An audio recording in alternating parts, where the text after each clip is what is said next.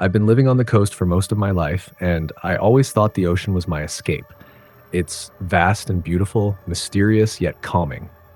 But that was before I experienced what I'm about to share with you. It all started on a summer evening. My friends and I decided to take a boat trip out on the ocean. Nothing too crazy, just a leisurely sail to catch the sunset and maybe do a little fishing. We had no idea that this innocent excursion would turn into a nightmare. We left the harbor around 5 p.m., and the sun was low, casting an orange glow across the water. The wind was gentle, and the sea was calm. We all joked and laughed, completely unaware of the growing sense of unease that would soon settle over us. About an hour into the trip, the weather started to change. The breeze picked up and the waves grew choppy. But it wasn't just the weather, it was something more. Something I can't fully explain. A strange heaviness hung in the air, like the ocean itself was holding its breath. "We should probably head back," one of my friends, Jake, suggested. He was always the cautious one. I looked around at the darkening horizon, noting how quickly the sky was losing its color. "Yeah, maybe you're right," I agreed, though part of me felt an odd pull to stay. It was as though the ocean itself was calling to me. We turned the boat around, and that's when things took a darker turn. The water was still rough, but it was more than that. It felt wrong. We started hearing strange noises, like soft whispers carried on the wind. At first, we thought it was just the boat creaking, but then the whispers seemed to become clearer, almost like voices. I shrugged it off, trying to calm myself. It's probably the wind, I thought. But there was something about the tone that made my skin crawl. It wasn't a natural sound. As the boat rocked back and forth, I stared at the water, watching as the waves rose higher. That's when I saw something that I'll never forget. There, just beneath the surface, something large and dark passed by. It wasn't a fish or anything I recognized. The shape was too massive, too unnatural. It moved slowly, just out of sight, and then it vanished. I froze, my heart hammering in my chest. "Did you guys see that?" I asked, my voice shaking. My friends turned, their faces pale. "See what?"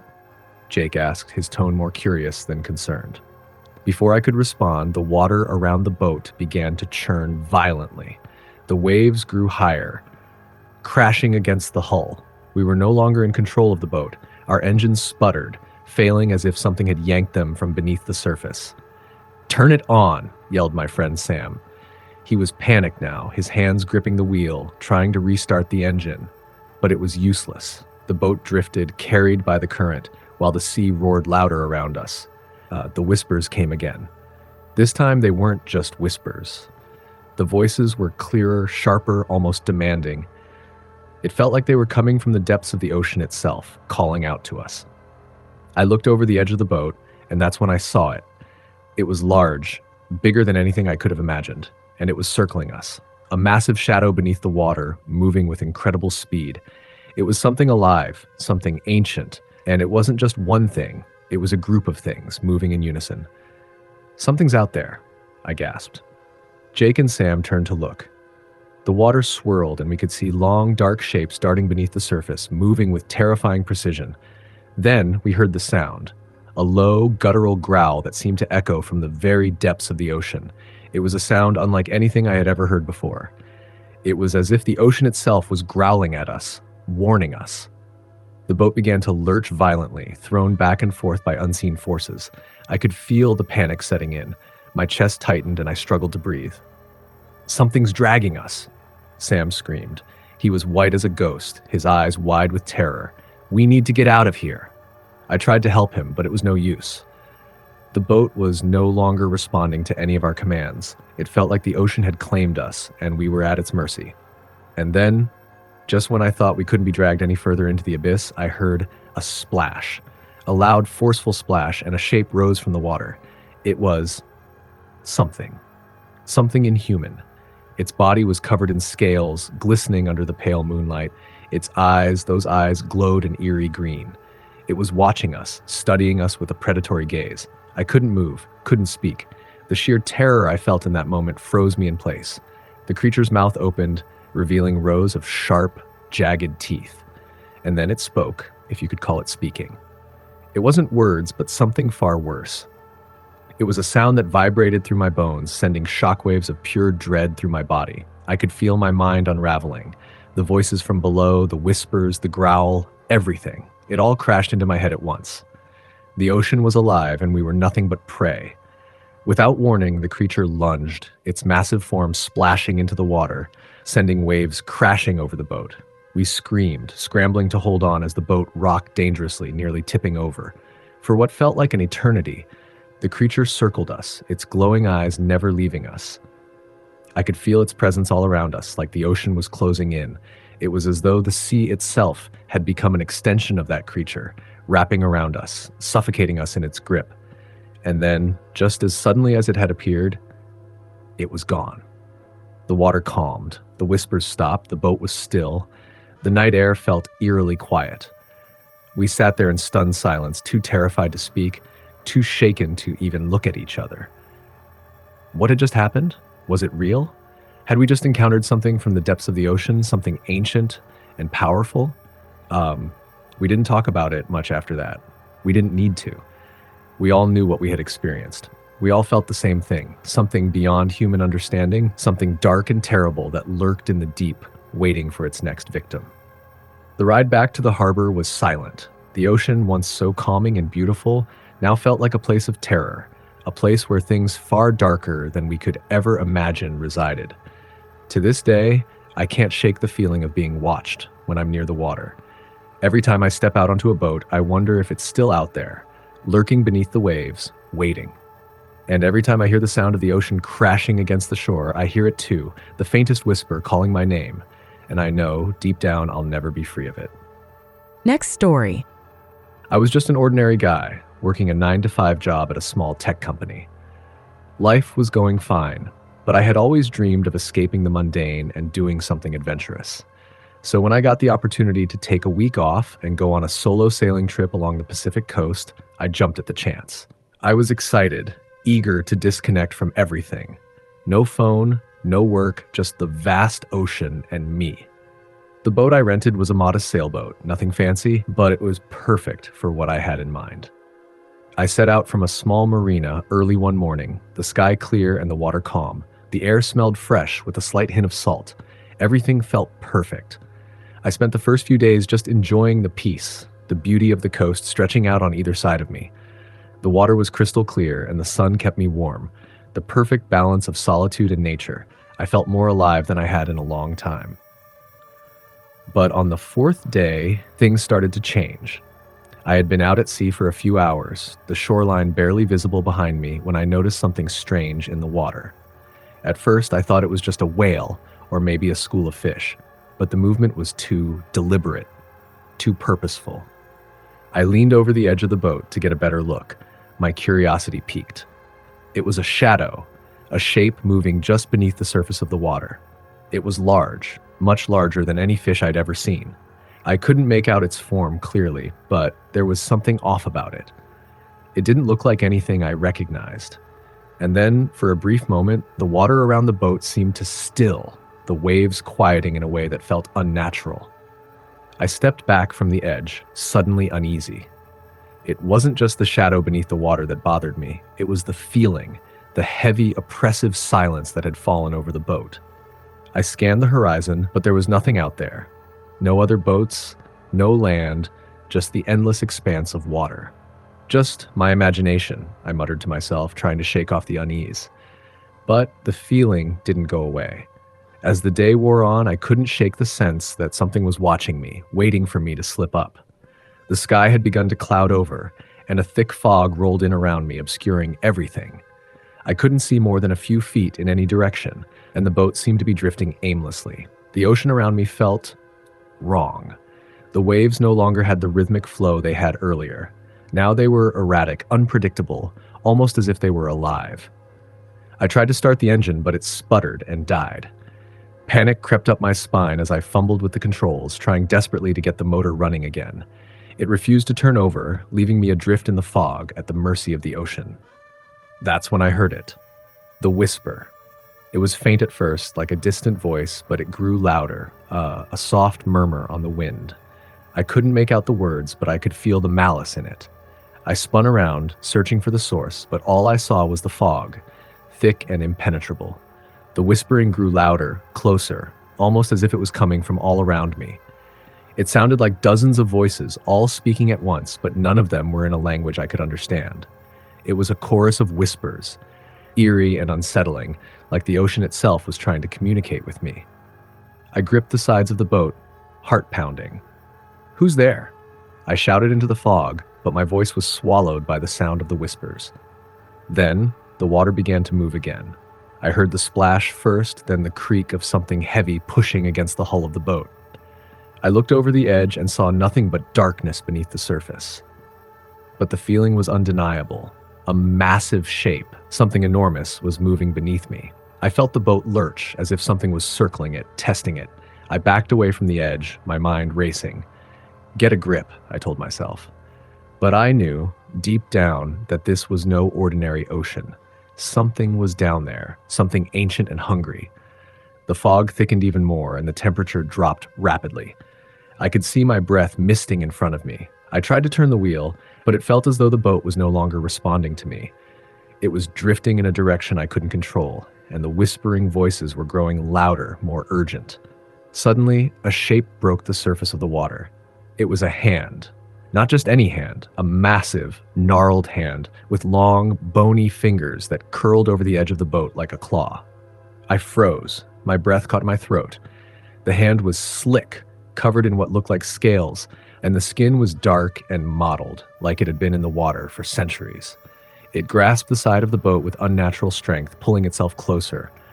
I stumbled backward, my legs shaking, unable to tear my eyes away from the hand. And then from the murky depths, I saw the face. It wasn't human. It was something far worse. Its eyes were the color of deep ocean blue, cold and empty, yet full of a kind of malevolent intelligence. The skin on its face was wrinkled, stretched thin, and its lips were pulled back into a grotesque grin. The creature's teeth were jagged like broken coral, and its breath came in slow, heavy gasps. For a moment, I was paralyzed with fear, unable to move or speak. The creature's eyes locked onto mine, and I felt as though it was staring into my soul, reading my deepest thoughts. And then it spoke. But not in words. Its voice was a deep, guttural growl that vibrated in my chest. It was like the sound of the ocean itself, ancient and terrifying, rising from the depths. "Leave," it whispered, its voice like a storm rolling in. "Leave, or drown." Without thinking, I scrambled to the stern of the boat, trying to get away. The creature's hand was still gripping the side, and I could see its body slowly rising from the depths. Its long, twisted form was covered in barnacles and algae, and it moved with an eerie grace for something so enormous. The boat jerked again, and I felt myself thrown against the mast. I scrambled to my feet, fear gripping my every movement. I had to get away. I had to survive. With trembling hands, I grabbed the radio, hoping to call for help, but there was nothing. No signal, no response, just static. I was alone, stranded in the middle of nowhere, with that thing coming closer. The water around me seemed to churn violently, the whispers now a cacophony of voices, all demanding something, calling for me to join them. I didn't know what they wanted, but I knew I wasn't going to find out. The creature was almost fully out of the water now, its massive, twisted form looming over the boat. I could feel the weight of its presence, like a shadow falling over me, crushing me under its sheer force. I didn't look back. I didn't have the strength to.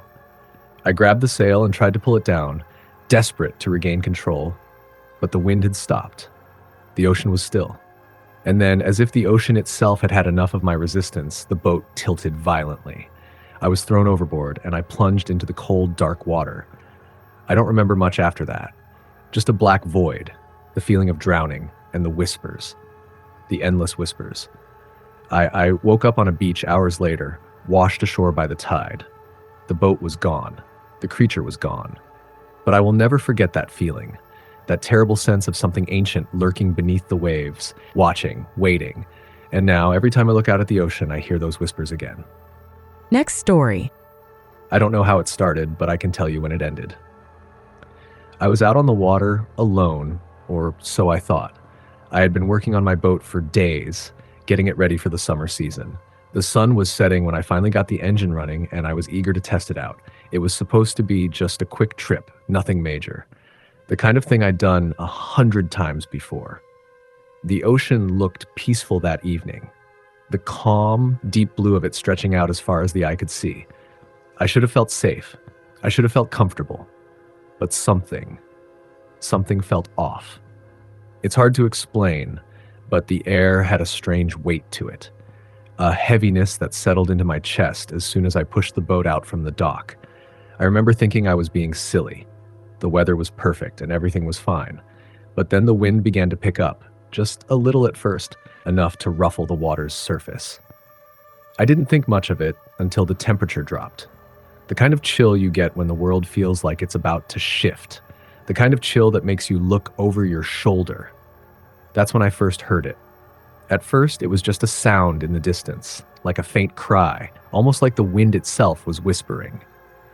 I assumed it was some kind of animal, maybe a seal or something else out there. But as I drifted further from shore, the cry became clearer, more distinct. I thought it might have been a human voice, a desperate cry for help. I circled the boat, my eyes scanning the horizon, but I saw nothing. No other boats, no people. The only thing in sight was the vast, open sea and the darkening sky. I shook my head, telling myself I was imagining things. It was just the wind, I thought. Just the wind. But the cry continued, echoing through the silence of the water, and it made my skin crawl. I couldn't shake the feeling that someone was out there. Someone or something was waiting for me. As the minutes passed, I grew more anxious. The temperature had dropped even further now, and I could feel the hair on the back of my neck standing up. There was an undeniable sense of wrongness hanging in the air. Something about the water, something about this place felt haunted. The sound came again, this time much closer, too close. It was almost like a whisper in my ear, though no one was there. "Help me," it whispered. I spun around, heart pounding in my chest. There was no one there. But the water beneath the boat began to change. I swear it wasn't like this before. The surface went still, too still, and the ocean, such a wild, unpredictable thing, became unnaturally calm. It was as though the sea itself had gone silent, holding its breath. And then I saw it. At first, it was just a shadow moving beneath the surface of the water. I thought it was a fish or some kind of sea creature, but it was too large, too deliberate. It circled the boat slowly, silently. My stomach turned as I realized it was something bigger than anything I had ever seen before. I couldn't make out the shape, but I felt its presence. It was watching me. It was as if whatever it was beneath the water knew exactly where I was, and it was coming closer. Suddenly, the engine sputtered, and the boat jerked forward with a violent lurch, throwing me off balance. I grabbed onto the side of the boat to steady myself, my heart racing, but before I could react, the boat lurched again, harder this time. A deep, groaning sound came from the hull, as if something was scraping against the bottom. I looked down into the water, my eyes wide with terror, and that's when I saw it. There, just below the surface, was the unmistakable shape of something massive, far larger than any shark, far larger than any whale. It was a dark, bloated shape, its form hard to make out clearly in the dim light, but it was unmistakably there. It wasn't just swimming. It was circling the boat, its large body moving with slow, deliberate motions like it was toying with me. I could feel the cold creeping in like icy tendrils wrapping around my limbs. The shadow below the water shifted again, and that's when I saw it. A pair of glowing eyes, deep and dark, staring up at me. They weren't like any animal's eyes I'd ever seen. There was something human in them, something malevolent. I stumbled back, my breath coming in ragged gasps. My mind raced. I needed to get away. I needed to start the engine, but it was useless. The boat was dead in the water. The engine wasn't turning over. I could only hear the sound of my own frantic breathing, the echo of my heart pounding in my ears, and the silence of the ocean around me. And then the whisper came again. "Help me." This time, it was so close, so clear that I could feel the voice as much as I heard it. It was coming from the water itself, the very depths of the ocean. It wasn't just a cry, it was a command, a demand. And the worst part was, I couldn't tell if it was a plea for help or something far worse. It was as if something was trying to draw me into the ocean, trying to pull me down into the dark. I froze, my limbs cold with fear. The eyes beneath the water blinked slowly, almost in mockery. They were watching me, waiting for me to make a move. The water shifted again, and for the briefest of moments, I thought I saw a face in the water, pale and gaunt, with long, matted hair swirling around it like seaweed. It grinned at me, a twisted, awful smile, and I screamed. The water surged upward, as if the very sea was trying to swallow me whole. A great wave crashed against the side of the boat, throwing me off balance once more. I lost my footing, slipping toward the edge, my hands scrambling for something to grab onto, but there was nothing. I was falling into the cold abyss. I'm not sure how I managed to grab the side of the boat before I went under, but I did. My fingers locked onto the edge, and I pulled myself back up, gasping for air. I don't know how I didn't drown right then and there, but somehow I managed to crawl back onto the deck, my heart still racing, my body shaking uncontrollably. But the creature didn't go away. It was still there, beneath the surface, still watching, still waiting. I knew I had to get out of there, but the boat wouldn't move. I kept trying the engine over and over, but it was no use. I could feel the pull of the water, the weight of it dragging me deeper, and the whispers grew louder. "Help me. You're the one." I didn't understand it, but I knew one thing for sure. Whatever was out there wanted me. It was not some ordinary sea creature. It was something ancient, something that had been waiting for a fool like me to venture too far into its domain. It had been watching for years, maybe centuries, and now it had found its next victim. I thought I was going to die out there, alone in the dark. But somehow, I managed to keep calm long enough to get the engine started again. The boat lurched forward, and I drove it as fast as I could, not daring to look back. The last thing I remember before I reached the shore was the sound of something large breaking the surface of the water, a form so massive I could see it from the corner of my eye just beneath the boat. It was there, lurking, waiting for me to come back.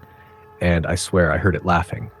I don't know what that thing was, but I'll never go out on that water again. It's not the ocean I'm afraid of, it's whatever is hiding beneath it.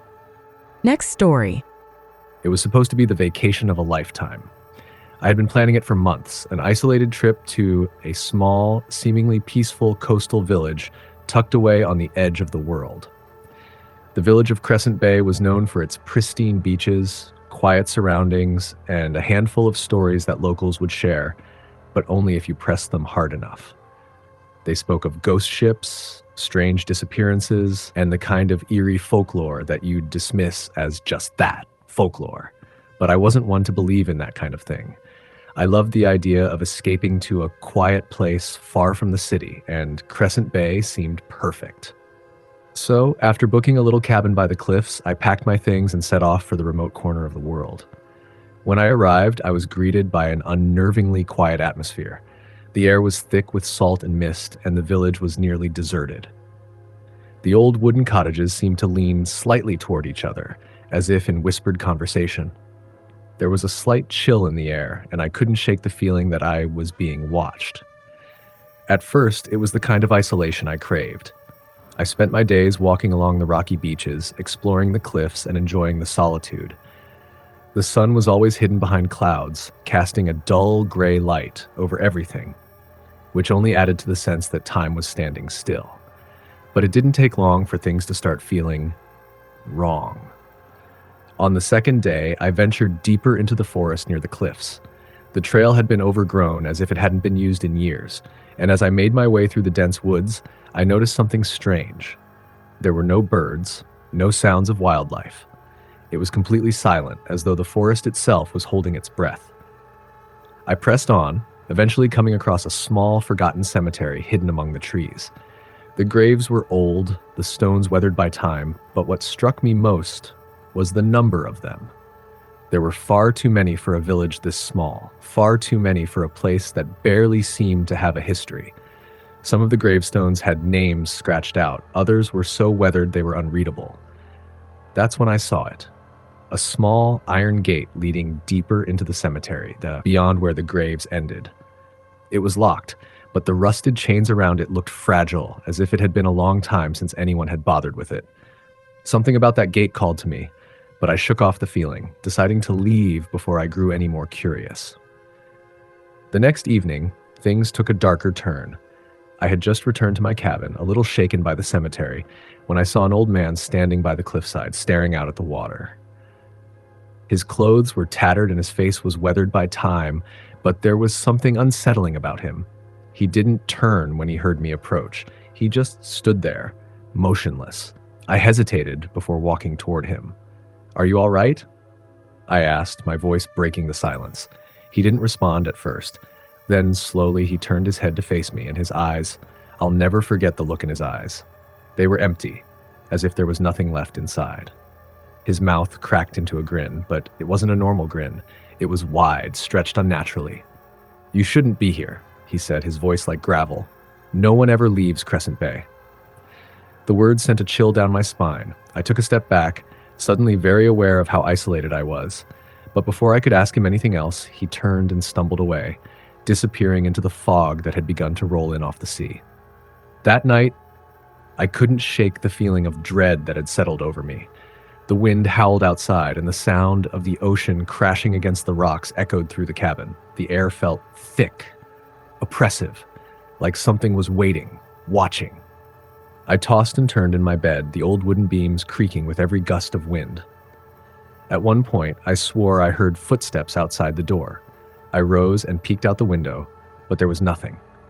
Just the thick fog rolling in from the sea. I closed the curtain and went back to bed, trying to dismiss the unease gnawing at me. The next day, the village seemed even quieter than before. I ventured into town to get supplies, but there was hardly anyone around. The few people I did see avoided my gaze, muttering something under their breath when they thought I wasn't listening. The entire place felt like a ghost town. Later that afternoon, I returned to the cemetery, drawn inexplicably to the iron gate I had seen earlier. My curiosity had gotten the better of me, and I found myself standing in front of it once again. This time, I didn't hesitate. The rusted chains were weak, and with a little effort, I broke them open. The gate creaked as I pushed it open, and I stepped through. Beyond the gate, the path was overgrown, and the air seemed heavier, colder. The further I walked, the more oppressive it felt. The trees were so close together, blocking out what little sunlight managed to pierce the fog, and the silence was deafening. There was no sound of wind, no rustling leaves, just an eerie stillness that made my skin crawl. Eventually, I reached the far end of the path where a small stone building stood. It looked like a chapel, but it was in ruins. Its roof caved in, the walls cracked, and the windows shattered. There was no sign of life, but I could feel something in the air, something ancient. Inside, the darkness was almost complete. I could barely make out the faint outlines of old pews and a broken altar, but there was something else, a low hum. It was faint at first, but as I moved deeper into the chapel, it grew louder, like a distant chanting, a low murmur that seemed to vibrate through my bones. And then I saw it. On the far wall, etched into the stone, was a symbol I recognized but couldn't place. It was as though it was calling to me, drawing me closer. I stepped forward, and as I did, I felt a shift in the air, a sudden, intense pressure like the entire world was holding its breath. Suddenly, the ground beneath me trembled. The hum became deafening. The walls of the chapel seemed to pulse, and I could feel something stirring beneath the earth, something ancient and powerful. The door slammed shut behind me, trapping me inside. I tried to open it, but it wouldn't budge. My heart raced as I turned to face the altar, and that's when I saw it. A figure, standing in the shadows. It was tall, cloaked in darkness, and its eyes glowed with an otherworldly light. It stepped forward, and I felt my legs buckle beneath me, my body frozen in place by a force I couldn't comprehend. "You should have listened," the figure said, its voice a whisper in the air. "The curse of Crescent Bay is old, and it will claim all who trespass." I tried to scream, but no sound came out. My mind raced as I realized the truth. Crescent Bay wasn't just a place. It was a prison, a place where the dead were trapped and where no one could ever escape. The last thing I saw was the figure's glowing eyes as the darkness closed in around me. Next story. I've always had a fascination with the ocean, the deep blue mystery of it all. I was the kind of person who loved diving into the unknown, both literally and figuratively. So when I was given the chance to join a diving expedition off the coast of Oregon, I couldn't resist. The plan was simple: dive into an underwater cave system that had been unexplored for decades, taking only a small team of experienced divers. We set off early one morning, the water calm and the sky overcast, the perfect conditions for what we were about to do. I'd done plenty of deep dives before, but this one felt different. There was an unspoken tension in the air, a feeling of anticipation and unease that none of us could shake. As we sailed out of the harbor, I could feel it in my bones. This was no ordinary dive. The cave we were diving into was located about 15 miles offshore, hidden beneath the rocky cliffs that loomed over the sea. No one really knew how deep it went, and that was part of the allure. To go deeper than anyone had ever gone before, to explore something unknown. But there was a legend attached to this cave, one that the locals whispered about but never talked about openly. They called it the Black Water, a place where the ocean swallowed those who ventured too far in. I brushed it off. I didn't believe in ghost stories or folklore. I was there for the adventure. When we arrived at the cave's entrance, we anchored the boat, gathered our equipment, and prepared for the dive. The cave mouth was like a black void, a gaping mouth of water that seemed to pull at us, beckoning us inside. We descended together, our lights cutting through the inky blackness, the water colder than I expected. It felt like a different world beneath the surface. The cave was vast, stretching far beyond what I could see, the walls covered in slippery algae and jagged rocks. As we swam deeper, the water grew colder still, and the darkness seemed to press in on us. I looked around at my fellow divers, their faces tense but determined. None of us said a word. We were too focused on the task ahead. We reached a narrow passageway, one that twisted deep into the heart of the cave. Our lights flickered off the walls, casting strange, unsettling shadows. My mind began to wander, and I had to fight the urge to turn back. But I couldn't. I needed to see it, to push past the fear that was clawing at the edges of my mind. Then, one of the divers ahead of me stopped. I could see him clearly in the beam of my flashlight. He was staring ahead, unmoving, his eyes wide behind his mask. "What is it?" I signaled, but he didn't respond. Instead, he slowly pointed ahead. That's when I saw it. A shadow. A shape. Something moving against the current, just beyond the reach of our lights. At first, I thought it was a trick of the light, some rock formation or maybe a school of fish. But as it moved closer, I realized it wasn't any of those things. It was too large, too deliberate. The shape was human-like, but distorted. Its limbs were too long, its body too thin, and its skin was dark, almost black, like it had been in the water far too long. The other divers were staring now, frozen in place. The shape moved toward us, effortlessly gliding through the water like it was made for this environment. I felt a chill that had nothing to do with the cold water. It was a deep, primal fear that settled in my stomach, a gut feeling that told me we were not alone. Suddenly, the shape stopped, and we were surrounded by an eerie silence. The only sound was the faint hum of our equipment, the occasional bubble escaping from our regulators. But then, just as quickly as it had appeared, the shape darted off into the darkness, disappearing into the black depths of the cave. We all turned to look at each other, our eyes wide, our hearts pounding. It was clear none of us knew what to do. We were deep inside an unexplored cave, and whatever that thing was, it was not something we could fight or outrun. But it didn't matter. The fear was already setting in. We turned to head back toward the cave entrance. But as we swam, I noticed something even stranger. The water was moving differently now. The current had shifted, pulling us deeper into the cave, as though something was guiding us further in. We fought against it, swimming with all our strength, but it felt like the water was pushing us back, forcing us deeper into the abyss.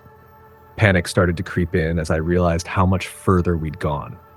The entrance to the cave was no longer visible, and the darkness seemed to stretch forever. "Let's go back!" One of the divers signaled, but his voice was muffled in the water. There was no way to communicate properly, and we were too far in to risk trying to surface without being sure of our way out. And then it happened. A low, deep hum. It started softly, but soon it grew louder, vibrating through the water, making my teeth ache. It wasn't natural, not the sound of any marine animal I knew. It was something else, something ancient and powerful. The lights flickered, and for a split second everything went dark. Absolute darkness.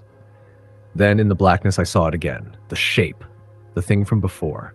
But this time it wasn't just one. There were more of them, dozens, perhaps hundreds, all moving silently through the water. Their eyes glowed faintly, a deep, unsettling blue that seemed to pierce through the dark. They were all around us now, their long, gangly limbs reaching toward us. I could feel the water grow colder as they neared, And then a voice that wasn't a voice at all, echoed in my head. "You shouldn't have come," it whispered, a sound that vibrated in my skull. "The ocean claims all who trespass." I couldn't breathe. I couldn't think. My body was frozen in place, the cold water pressing in around me. And then, just as suddenly as it had all started, everything went quiet. The lights returned, flickering back on, and the figures were gone. We didn't wait. We didn't question it. We swam back with everything we had, the water no longer fighting us, but pulling us toward the entrance. As we ascended, the sense of dread never left me, the weight of something unseen following, just out of reach. When we finally broke the surface and climbed back into the boat, none of us spoke. We couldn't. We knew what we had seen. We knew we had barely escaped something that shouldn't have existed. That night, I couldn't sleep. I kept seeing the glowing eyes, hearing the hum that had reverberated in my bones. I know now that we weren't supposed to find that cave. It wasn't just a place, it was a warning, a gateway to something far older and more terrifying than I could ever imagine. The ocean had claimed us, and we had barely escaped with our lives. I never went diving again. And every time I look out at the ocean now, I can feel it. Something watching from beneath the surface, waiting for the next curious soul to wander too far. Next story. It's hard to say where it all started. I mean, how do you explain something like this? All I can do is tell you what happened to me, and you can believe it or not, but I swear it's true. I wish it wasn't. It was an ordinary summer night. The kind of night you imagine when you think of oceanfront vacations. Cool breeze, the soft crash of waves against the shore, and a sky so full of stars it feels like you could reach up and touch them. My friends and we'd rented a little beach house down in Cape Cod. We were a group of 5, young and carefree. We'd been drinking, laughing, and playing music by the bonfire. The warmth from the fire was nice, but the ocean breeze felt even better as it cooled the sweat from our skin. Around midnight, the wind picked up. The fire began to sputter, and it seemed like the air itself had gotten heavier, denser. And then there was something else, something strange, an eerie, distant sound. At first, I thought it was just the wind, but it felt off, unnatural. It was a soft, mournful wail, like something was calling to us from the ocean. I tried to shrug it off as a trick of the waves, but it didn't stop. It got louder, clearer. It felt as though it was coming from out there, beyond the break of the waves. I wasn't the only one who noticed. We all went silent, eyes scanning the ocean, trying to make sense of it. It wasn't a whale or a foghorn. No, it was something else. My friend Jared, who'd been acting like the tough guy all night, said something about a shipwreck nearby, but his voice trembled. The others didn't seem as worried, but I couldn't shake the feeling. I had grown up hearing ghost stories, legends of haunted ships and restless spirits of sailors who'd gone down with the sea. It felt like one of those stories was now coming to life. "Let's go for a swim," Jared said, trying to shake the tension.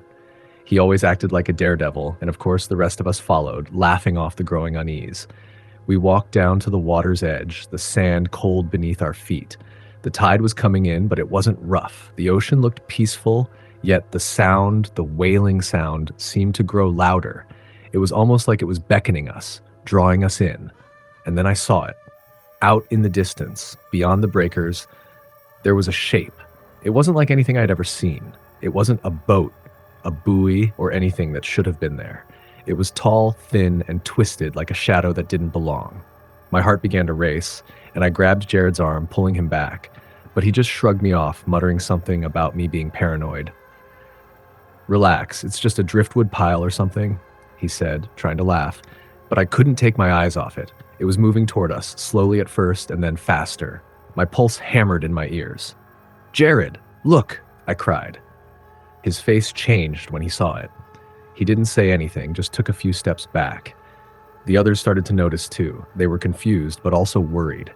We all stood there in stunned silence as the shape moved closer, like it was gliding across the water, not swimming, but floating. It was the figure of a person. No, not quite a person, not a human figure, but something else. I could see it clearly now, its outline shimmering in the moonlight. It was tall, impossibly tall, and its form shifted as though the water itself was part of it. Suddenly, a wave surged up from nowhere, crashing onto the shore and soaking us all. But as we recoiled, trying to escape, I saw something that made my blood run cold. The shape was right in front of us now. The thing in the water, whatever it was not human. It had no face, no eyes, just a featureless, pale, waterlogged form, its limbs impossibly long, twisted, and outstretched. Its body seemed to ripple with the movement of the water, as though it was part of the sea itself, its form bending and stretching with the waves. I can't even describe it properly. It was like something between a man and a deep-sea creature, and yet it was neither. The air felt thick, suffocating. I could feel it pushing against my chest. We didn't know what to do. My friends were frozen, their eyes wide with terror.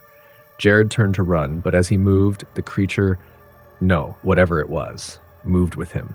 It was faster than we could comprehend. In a blink, it was behind him, and I saw it stretch its limbs, reaching for him with long, gnarled fingers. He screamed, and I swear it felt like the ocean itself swallowed his voice. The creature didn't drag him into the water. No, it was different. It pulled him into the air, lifting him as though gravity didn't exist, and then, just like that, he was gone. The wail we'd heard earlier, the one that had been distant, was now an awful, deafening screech that filled my head, making it hard to think. I didn't know what to do. I didn't even know what was happening. It wasn't until I saw the others scrambling toward the beach house that I realized I had to run, too. But my body wouldn't move. I couldn't take my eyes off the spot where Jared had been, and I swear I saw something else. There, beneath the waves, a flicker of movement. Shadows rising from the ocean floor, thousands of eyes staring up from the depths. That's when I knew we were dealing with something ancient, something beyond our understanding, something that had been down there beneath the waves for longer than any of us could fathom. It was old, older than the seas themselves. I ran. I don't know how I made it back to the house, but I did. We all did. The door slammed shut behind us, and we locked it. We sat in silence, our breaths ragged, trying to process what had just happened. But the wailing, the eerie call from the ocean, didn't stop. It was as though it had followed us, still calling from beyond the waves. We tried to make sense of what had happened, but nothing made sense. What was that thing? What had it done to Jared? We couldn't explain it. All we knew was that it was real, and we were never meant to see it. I don't know how we survived that night. Maybe it just decided to let us go. Maybe it was waiting for the right moment. The next morning, when the sun was high, we went back to the beach, hoping to find some sign of Jared, some trace of what had happened. But the ocean was calm, not a single mark, not a trace. It was like he had never been there at all. That's when I realized there are things in the ocean that we can never understand. Things that have always been there, lurking beneath the surface, waiting for us to come too close. And once you see them, once you hear their call, it's already too late. I don't know if Jared's still out there. I don't know if anyone is, but I do know this. If you ever hear that wail, if you ever see that shape in the water, don't follow it. Don't even think about it. The ocean isn't just water. It's a place where things live, things that have been waiting for us for centuries, and they never forget. Next story. It was the kind of night that made you believe the old myths about the sea. The moon hung high above the horizon, casting an eerie glow across the water, and the stars seemed too close, like they were watching you. It had been a quiet evening, a typical end to a long day of fishing. But something felt different. Something had changed. I'm not superstitious, never have been. But on that night, the air tasted wrong. There was a dampness in the wind, but it wasn't from the ocean mist. It was something heavier, more foreboding. The tide had been higher than usual, and I could see it creeping up, slowly, steadily, like it was reclaiming what it had lost. My boat bobbed lazily in the water, anchored just off the coast, while I prepared to reel in the lines one last time for the night. I'd been out here alone, just me and the vast open water. A fisherman by trade, I'd made this trip countless times. I loved the solitude, the sense of being the only person alive in a world of blue. There was nothing like the peace of the ocean. No noise, no distractions. But that night, the silence was unsettling. The first sign that something was wrong came when I tried to reel in my line. It wouldn't budge. The line was taut, but there was no tug of a fish, no fight. It just sat there, unmoving. I thought maybe I'd gotten snagged on a rock or some old debris, But as I gave it a harder tug, the resistance shifted. It was almost as though the water itself had decided to hold on, to pull back against me. That's when I heard it. A sound, soft at first, like a murmur carried by the wind. I couldn't make out the words, but it was a voice. Low, guttural, and wet, like it was coming from deep below the surface. My stomach dropped. The voice, it was calling my name. Not a shout or a scream, but a soft, mournful whisper. I whipped around, looking out at the endless stretch of water. There was nothing. No boats, no lights, just the darkness of the ocean stretching on forever. I convinced myself I was hearing things, just the wind playing tricks, nothing more. But then the voice came again, closer this time. John. My heart skipped a beat. It was unmistakable. My name. And there was something else. Something ancient in that voice, something that resonated deep in my bones. It was as if the ocean itself was speaking to me, beckoning me, urging me closer. A chill ran down my spine. I took a step back toward the boat's cabin, trying to shake off the creeping dread that was settling in my chest. The wind picked up then, the waves starting to crash a little harder against the hull of the boat. It wasn't just the voice anymore. Something was happening. The water was beginning to swirl, shifting in ways that didn't make sense. And then the line I had been trying to reel in gave a violent jerk, pulling me off balance. I stumbled toward the edge of the boat, my hands fumbling for the rod, trying to hold on to something solid. That's when I saw it. Something broke the surface of the water. A shape, dark and sleek, like a shadow in the moonlight. It wasn't a fish. It wasn't a whale. It was something far larger, far older than anything I'd ever seen. The shape rose slowly, its long, serpent-like body undulating with the movements of the ocean. I could make out its outline, just barely, its pale skin, its long, curling fins, and its eyes. God, its eyes. They were huge, glowing faintly in the darkness, like twin lanterns guiding me closer. They didn't blink, didn't move. They just stared at me, unblinking, as if they were studying me, waiting. The voice came again, but this time it was more than just a whisper. It was a command, a deep, resonant sound that echoed through the boat, reverberating in my skull. Come closer. I couldn't move. I didn't want to move. But something inside me, something primal, was pulling me toward the water.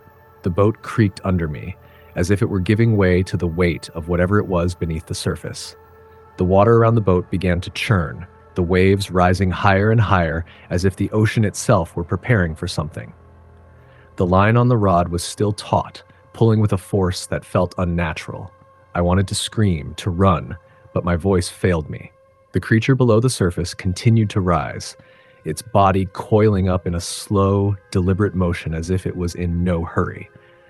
It was circling me now, its eyes never leaving mine. I could feel it in the pit of my stomach, the pull of it, the hunger. And then, just when I thought I couldn't take it anymore, when I thought I might be swallowed up whole by the creature or the sea itself, the boat lurched violently. A massive, powerful force surged beneath the surface, throwing me off balance. I stumbled, my hands reaching out for something, anything. But there was nothing.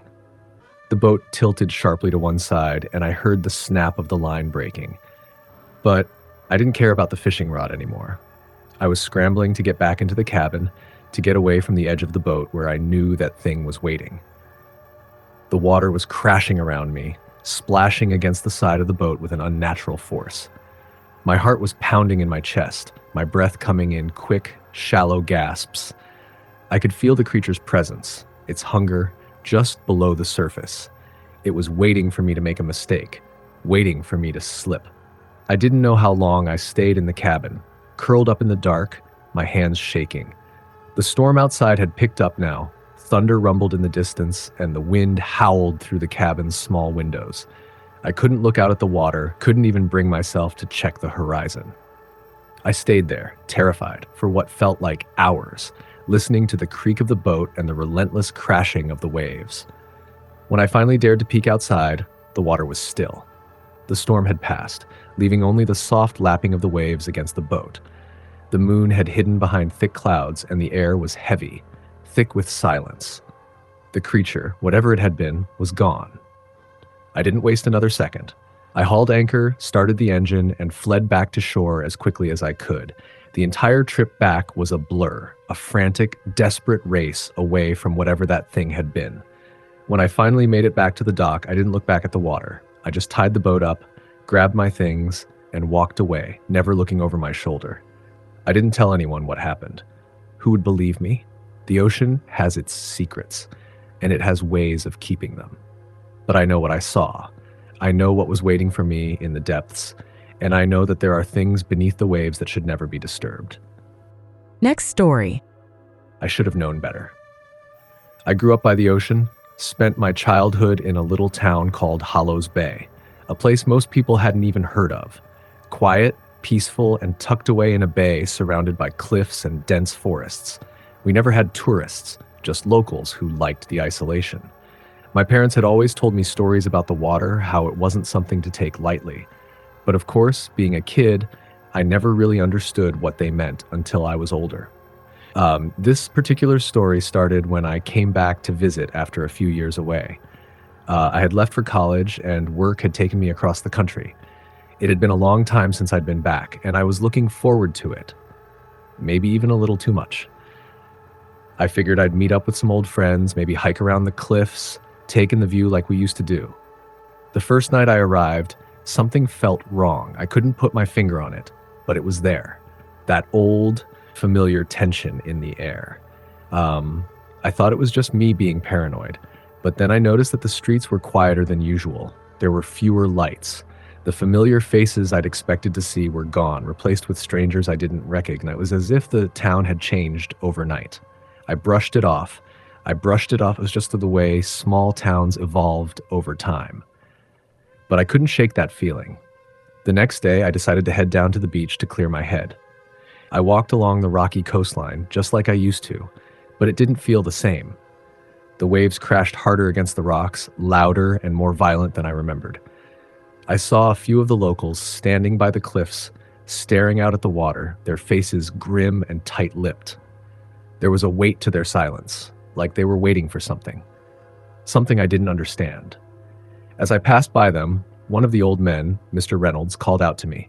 He was hunched over with age, his skin weathered from years of exposure to the salt and wind.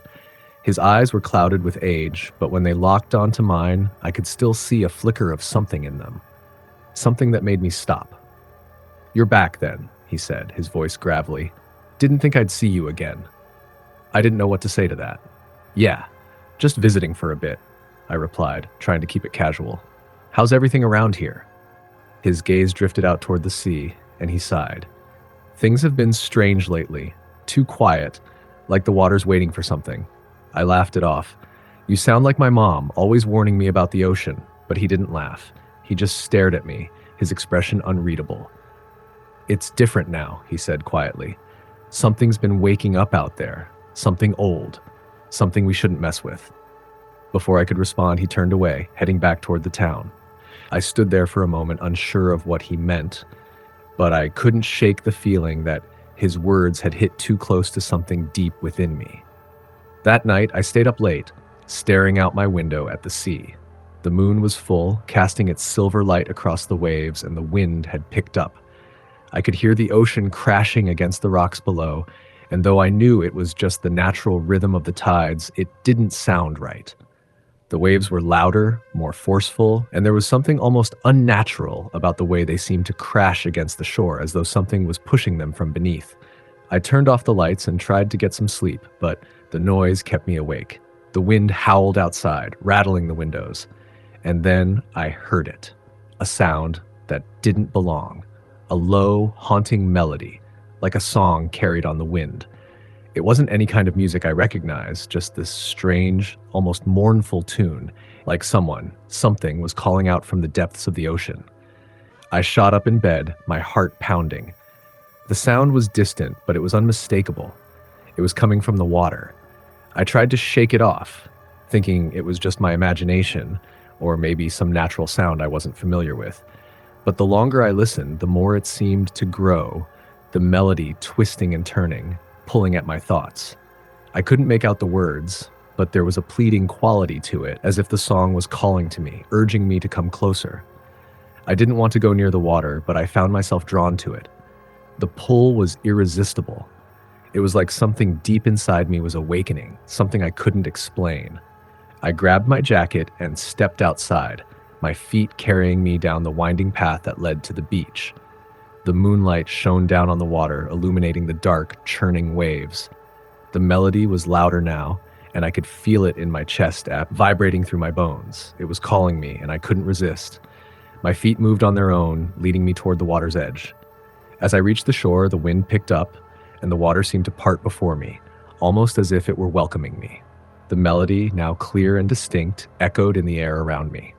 It was a strange, mournful song, the words almost impossible to understand, but the meaning was clear. Come closer. Come into the water. I stood frozen, unable to move, but my body wasn't my own anymore. My feet moved forward slowly, as if the water was pulling me in, step by step.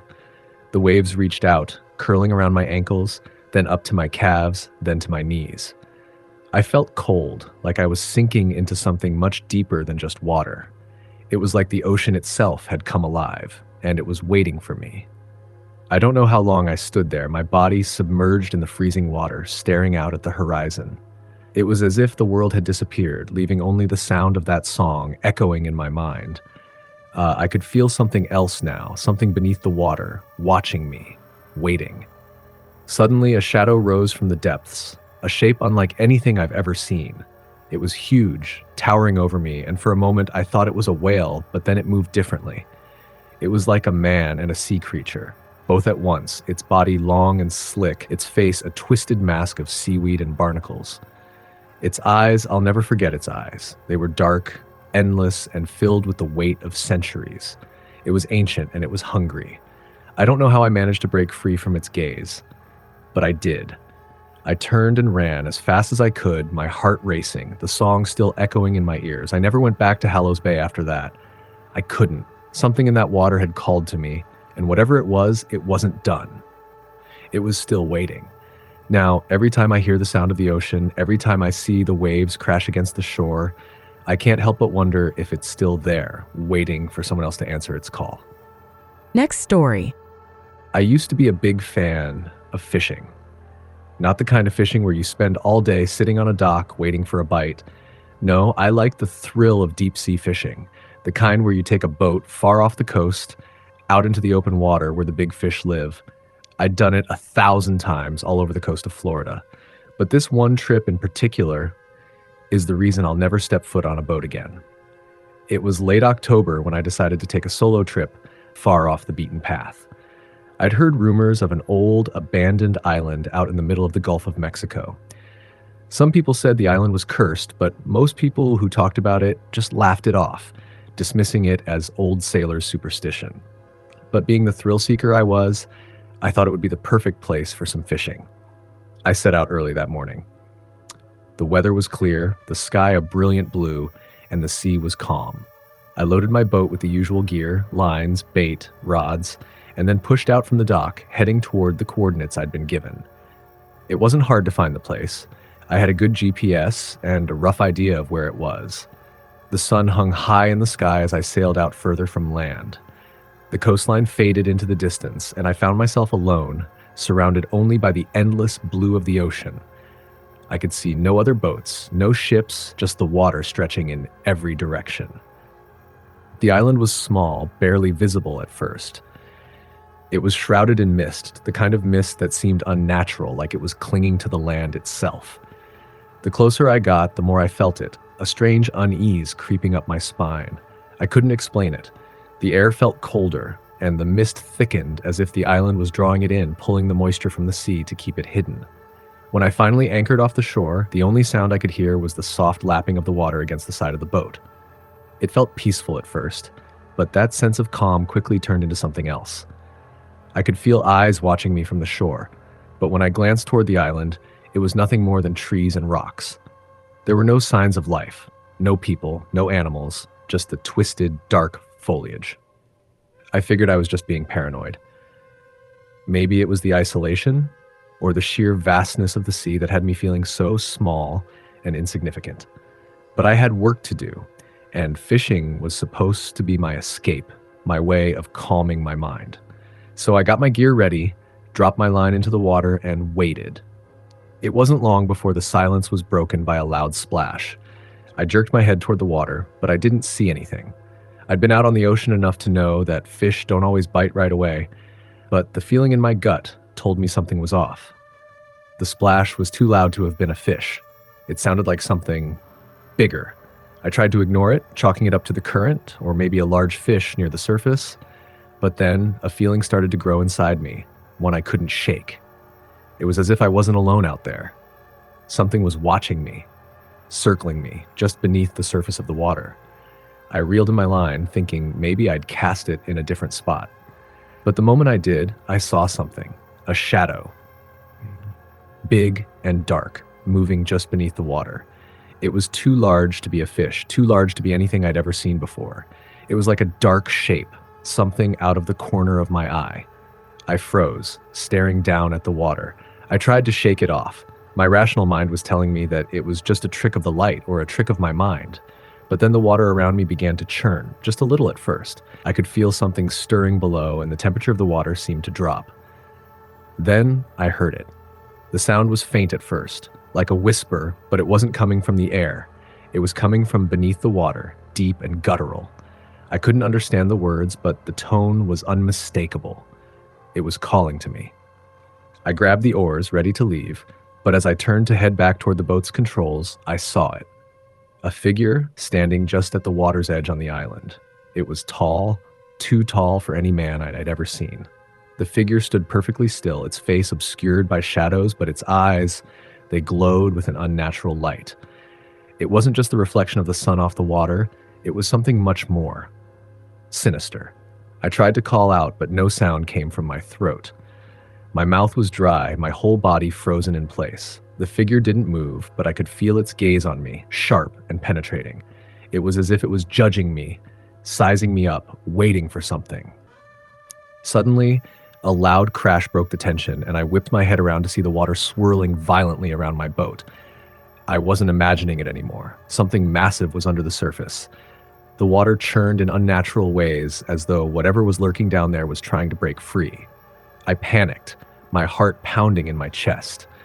The figure on the island hadn't moved, but the air had thickened, charged with a strange energy that made it hard to breathe. My instincts kicked in. I didn't care about fishing anymore. I just wanted to leave. I scrambled for the engine, starting it up with trembling hands, and I gunned the throttle, pushing the boat away from the island as fast as I could.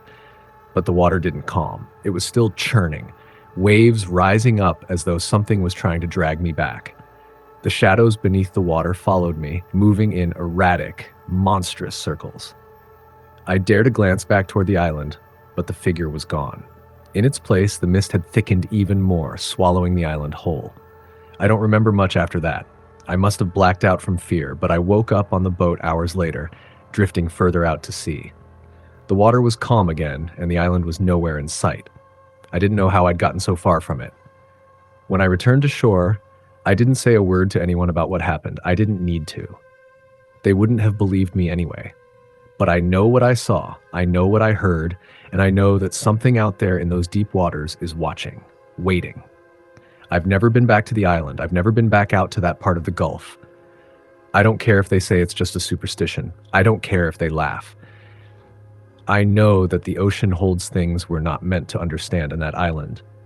That island isn't just a place, it's a warning. So if you ever hear someone talk about an abandoned island somewhere off the coast, don't go looking for it. The ocean has its secrets, and some of them are better left alone.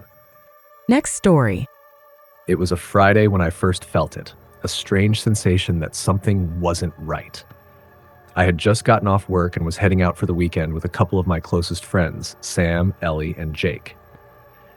We were heading to a secluded cabin by the coast for a few days.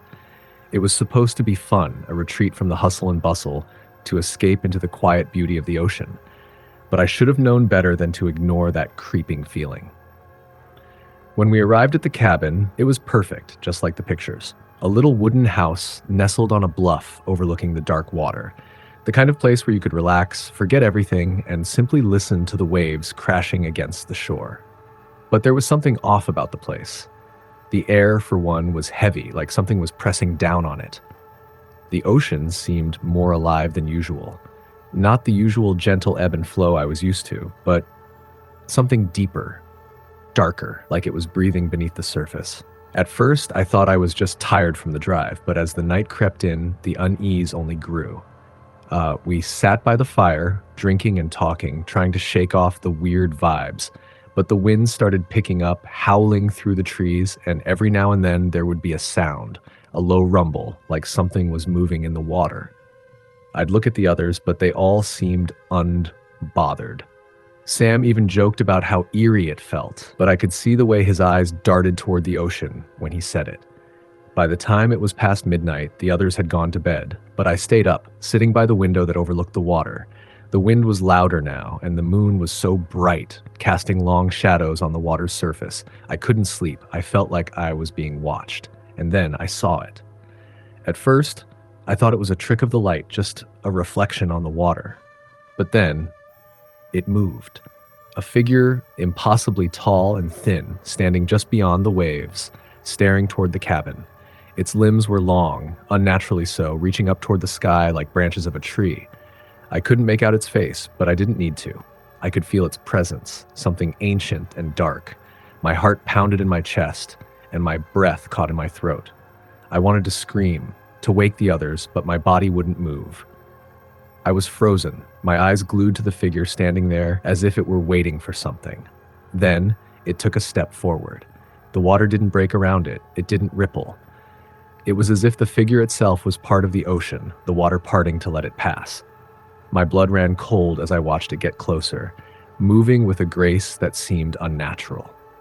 I wanted to look away, to turn my back on the window, but I couldn't. I was trapped in its gaze, even though it wasn't looking at me.